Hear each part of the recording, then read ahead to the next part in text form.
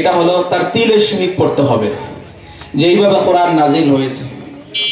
আরেকটা হলো তাজবিদের সহিত পড়তে হবে এবং এর অক্ষর চিহ্ন এবং অক্ষরের নমুনাকে পরিচয় লাভ করে পড়তে হবে।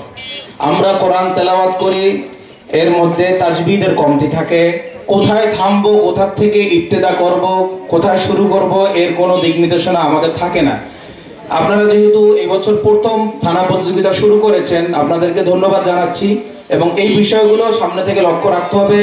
এগুলো যদি লক্ষ্য রাখা যায় ইনশাআল্লাহ আপনারা এই হিজলা থানা আরো অনেক আগায় যাবেন এবং আমরা এই আশাই ব্যক্ত করব আপনারা শুধু এই জেলায় না, আমাদের এই ফাউন্ডেশনের প্রতিযোগিতা জাতীয় পর্যায়ে পর্যন্ত ঢাকায় হয়, আমাদের আশা থাকবে আপনারা এই থানা থেকে জাতীয় পুরস্কার নিয়ে আসবেন ইনশাআল্লাহ।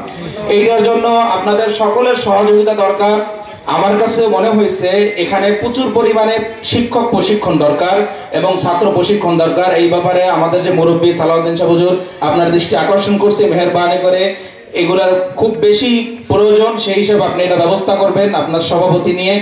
এবং এখানে যারা সরকারি কর্মকর্তা যারা রয়েছেন ওনাদেরও সহযোগিতা প্রয়োজন হলে ওনাদের সহযোগিতা নেবেন, ওনারাও কোরআনের জন্য ইনশাআল্লাহ সহযোগিতা করবে এবং এরকম মজলিস ইনশাআল্লাহ সামনে আমরা আরো আশাবাদী আমরা ব্যক্ত করছি। দুই একটা নিয়ম আমরা বলে দিচ্ছি আপনাদেরকে।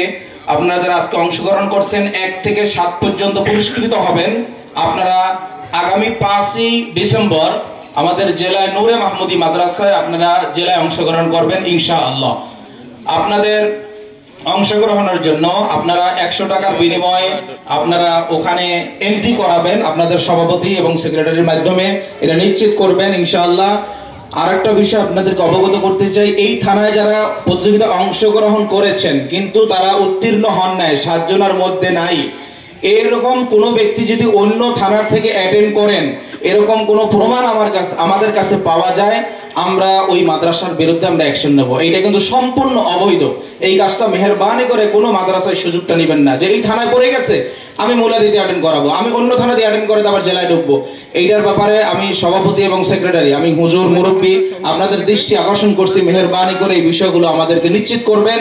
এই ব্যাপারে কোনো ধরনের কোনো যদি দুষ্কৃতীরা এই ধরনের কোনো মজলিস এবং সামাজিক দুষ্কৃতিকে নষ্ট করতে না পারে, সামাজিকতা নষ্ট করতে পারে, এরকম কোনো কাজ না হয়, এই ব্যাপারে আপনাদের প্রতি উদার আহ্বান রাখছি।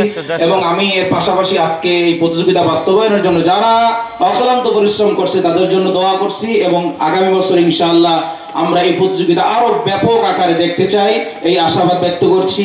আমি সকলের সুমঙ্গল কামনা করে আজকের বক্তব্য শেষ করছি। আসসালামু আলাইকুম ওয়া রাহমাতুল্লাহি ওয়া বারাকাতুহু।